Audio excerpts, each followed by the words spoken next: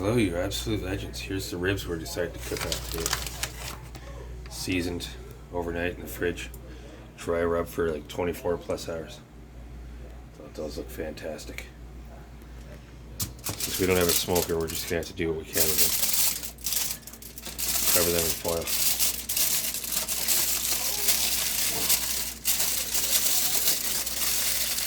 The whole point of that is to lock all the juices inside, keep everything sealed where it needs to be. Makes the ribs nice. That's what you want to do.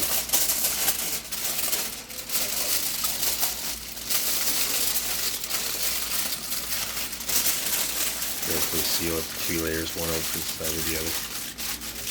A little bit of vent for the top. There it is, all wrapped up, nice foil ready. Get a second one ready to roll. 2 sets of ribs here, folks.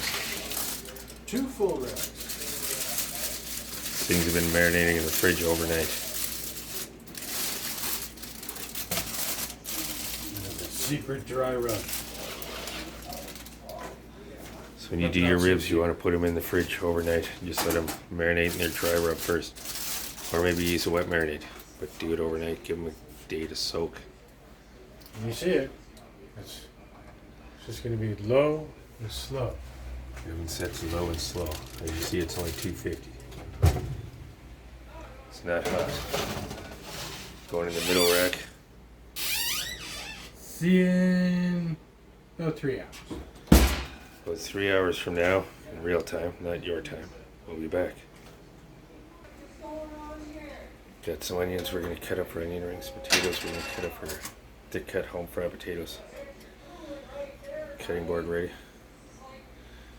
Deep fryer getting ready.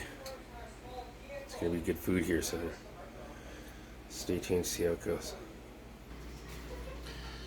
Alright, my friends, well, at this point I guess we got the ribs in the oven. It's time for step 2. And then you crack into a can. I guess we kick back and enjoy step 2 and check in with you in a couple hours when the ribs are a lot more near done. We're ready to move on with the harvesting of the vegetables for the side courses. I'll see you later. We'll be right back. Alright, legends. Let me Here know we where are. we're going. I'm going to set up our 3-stage batter method. Flour, eggs, It's getting there. It's getting there. Getting there. hey-ho, and away we go.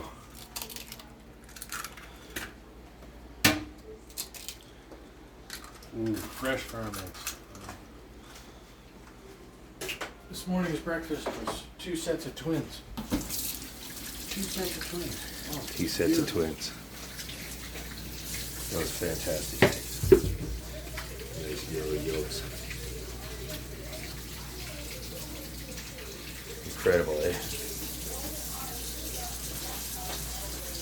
And this, no fuss, no muss. You know, we're gonna need some breadcrumbs for our onion rings. And we're gonna need some flour for our onions. No big deal. Probably won't even use all of that, but there we go.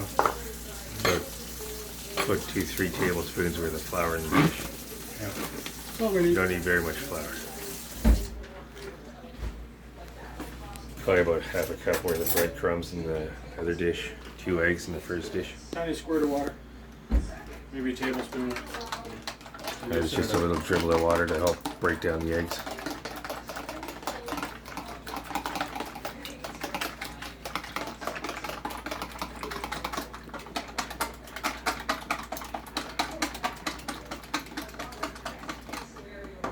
Process is worth the eggs. You want to break down the proteins in there.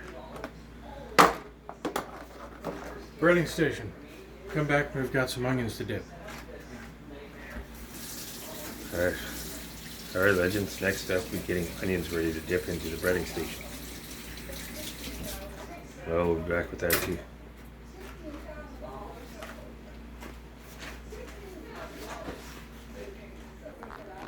Alright, legends. We decided to add a little bit of heat to our onion ring spice. So we got our dry rub here. We're mixing some of that in with our breadcrumbs, make our onion rings breading a little bit spicy. Oh man, that's gonna be fantastic. We're adding a little bit of salt to it as well. Just a tad. Get it in there. Give it a good mix. Now we'll be ready for making onion rings. When? Fuck yeah. Alright, legends, so now we're going to cut up the onion for onion rings.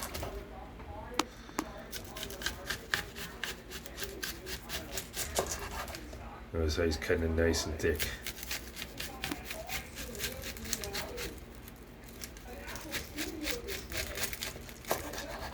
Probably about as thick as your finger, I would have to imagine. And notice this. This. The claw. The claw. Save your fingers. Save your fingers with Don't the do claw. that. Yeah. So cut out your fingers, folks. It's not fun. See, nice thick slices. There's my finger next to it. You can kind of see it's thick as a finger. Delicious onion rings. See that? When you do it to make them, you just pop them apart. Get thick so they stack. Make a nice onion ring. Delicious. Don't you legends love a good onion ring? Well, this is how you make a good onion ring. You do. Want as many as we can get. Get rid of those inner skins later. That's a secret tip.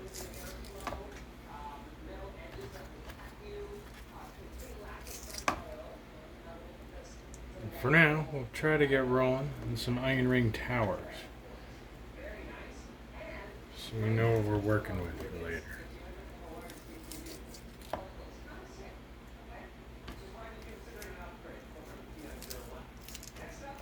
Only two of us today, so thinking maybe 2 towers. We may have to make some adjustments with our cuts. We'll be back.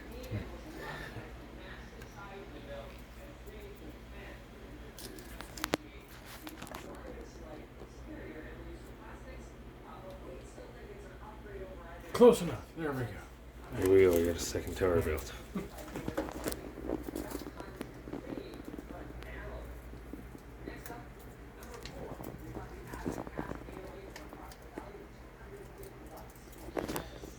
Get a few extra onion rings we can play around with.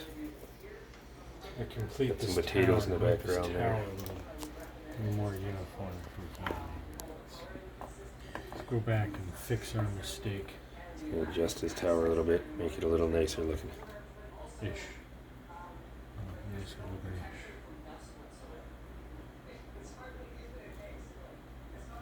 Oh, it's a fail.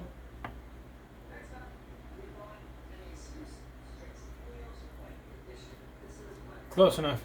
Onion rings. Onion rings. Now there's lots of them anyway, folks. They're gonna get battered through. And they'll be battered onion rings. And they will be delicious.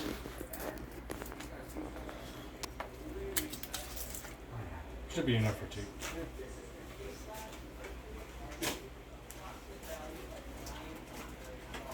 Well, legends, here's a bad kitchen joke. Why did the dishwasher call the police? He saw the chef battering the onion rings. So sad. Fussy cook. Anyway, legends, we're just cleaning the inner skins out of the onion rings. For a fussy cook. Legend has it that if you do that, it makes the onion rings better. I've tested this legend. It's true. It does make the onion rings better if you take the inner skins out. Turns out that old legend is true, folks. Believe it. Do it. When you bread your own onion rings, take the skins out of the inside. You'll thank us. Remember, you shot at the Matterhorn Ranch. Get.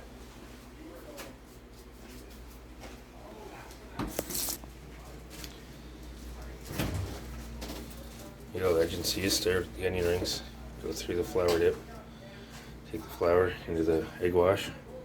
Egg wash makes them sticky. And breadcrumbs.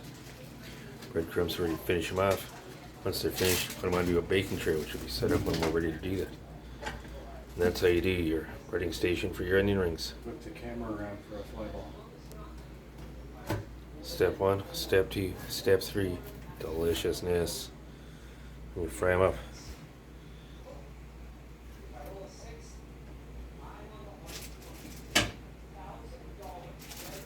Called an audible.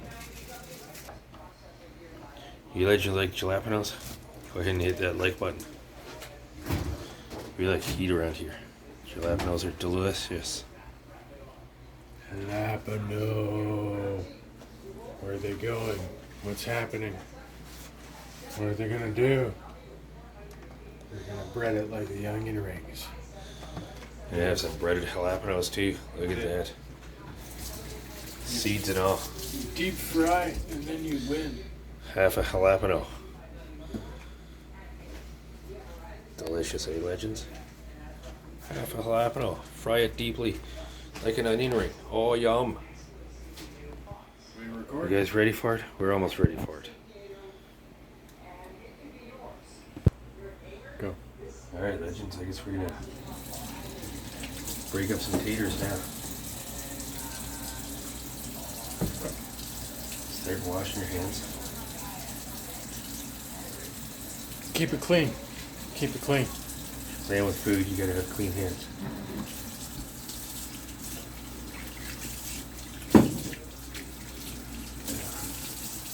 After you clean your hands, clean your food. I'll wash that again, right? Potatoes, man, they come out of the ground, so you want to wash all that dirt off.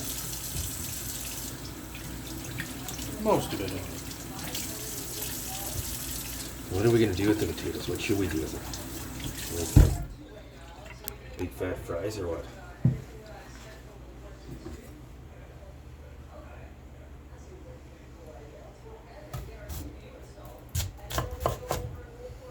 Maybe I'll just make like wedge fries.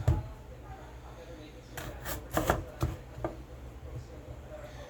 them into wedges.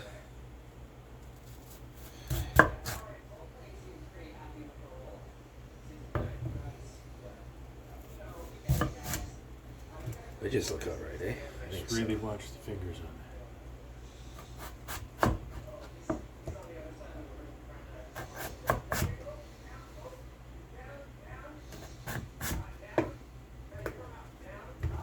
Old school rustic fries.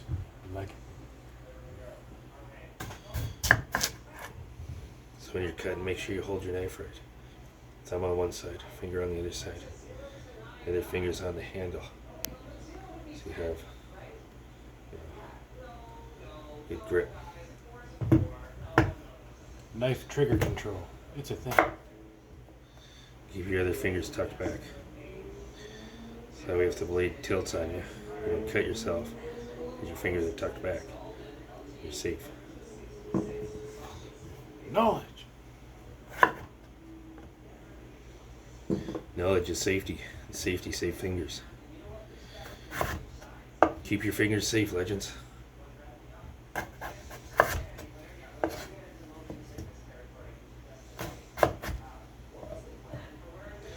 Don't be afraid to move your food around so it works for you. Cutting should be easy to do, not a challenge. You should enjoy what you do. You should enjoy working in the kitchen cutting up food because you have to feed yourself. So you might as well enjoy it, legends. And the more you make yourself, the better it is for you. I mean, it really is. It's healthier because you control what you put into it. You get to decide how much salt goes in, how much sugar. Or how much beer. Or Cheers. how much beer. Cheers, legends. Go ahead and comment what's your favorite beer to drink when you're cooking. Or are you a wine drinker? Well, let us know below. Looking forward to hearing from you, legends. This potato needs to get cleaned up a little bit.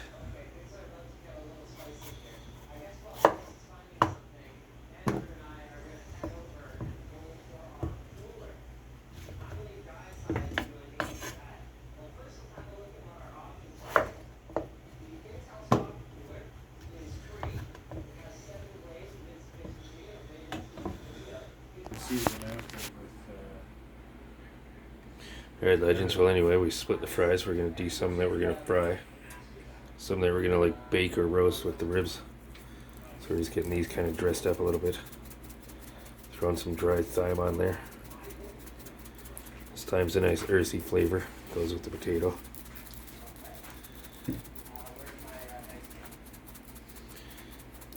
Shakety shake. Here goes the thyme.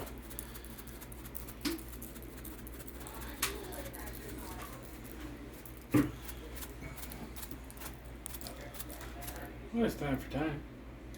Maybe some of you legends are old enough to remember a band called Green Day. They released a song with similar lyrics. Were asking, "Do you have the time? Do you have the time to listen to me one?" No, bad joke.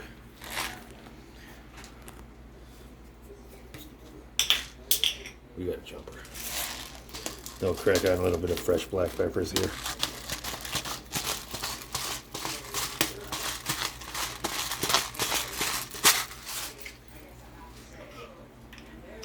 It's on camera. Well, that's some nice fine grained sea salts. Remember, legends, potatoes love salt. So don't worry if you think you're a little too heavy on your salt, because you're probably not. You might find they need a little bit more salt in whatever dippy sauce you make for them at the end too. Woohoo!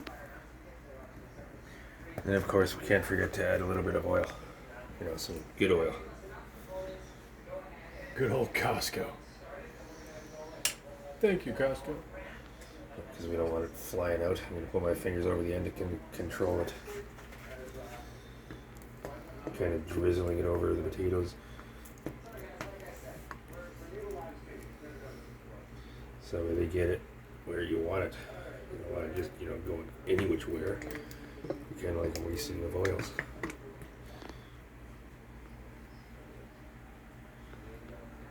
There you have it, legends.